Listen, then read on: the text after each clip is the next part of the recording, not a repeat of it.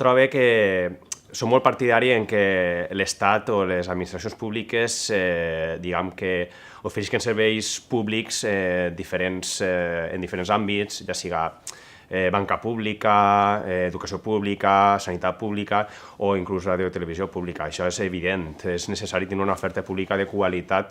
que, diguem, vagi més d'acord amb els interessos de la ciutadania, no d'acord amb els interessos del capital, no? Això és la primera. Però la segona és que, clar, donant que ens trobem en un territori amb una llengua pròpia,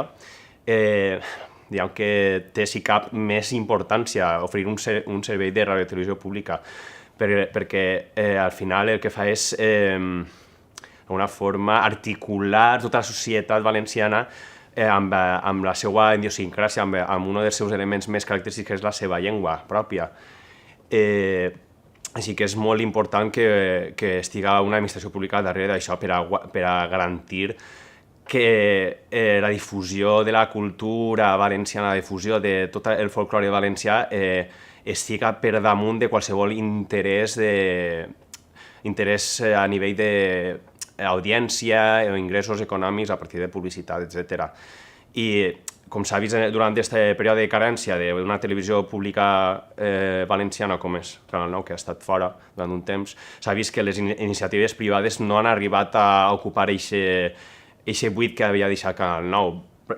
Bàsicament per el que estic dient, perquè són unes empreses que s'han dedicat sí, evidentment, a intentar informar sobre el que passa als valencians, però no des d'un punt de vista plural, d'un punt de vista imparcial i des d'un punt de vista d'intentar